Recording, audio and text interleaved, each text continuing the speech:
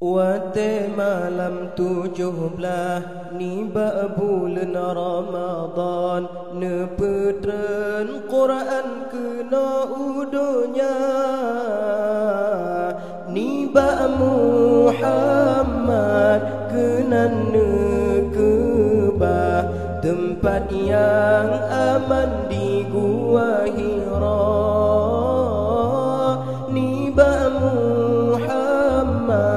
kena nekeba tempat yang aman di Gua Hira.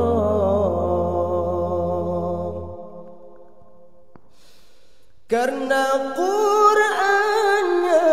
letak faedah petunjuk arah jalan yang takwa kepada manusia, bahwa tandana Allah yang pejut langit bumi dalam Qur'an nyata kalan nyata,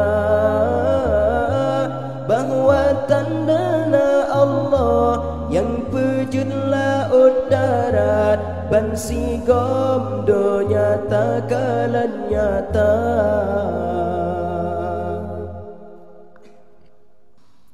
Wate malam 17 ni bulan Ramadan nepetren Quran kena udunya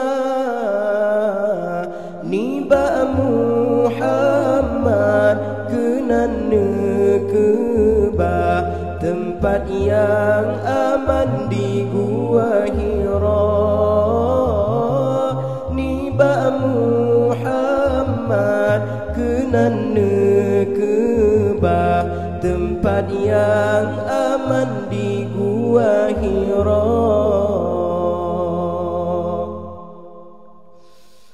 Karena Qur'annya letak faedah petunjuk arah jalan yang takwa kepada manusia, bahwa tandana Allah yang pejut langit bumi dalam Qur'an nyata kalan nyata, bahwa tandana Allah yang pejut laut darat bansi gomdo nyata kalan nyata.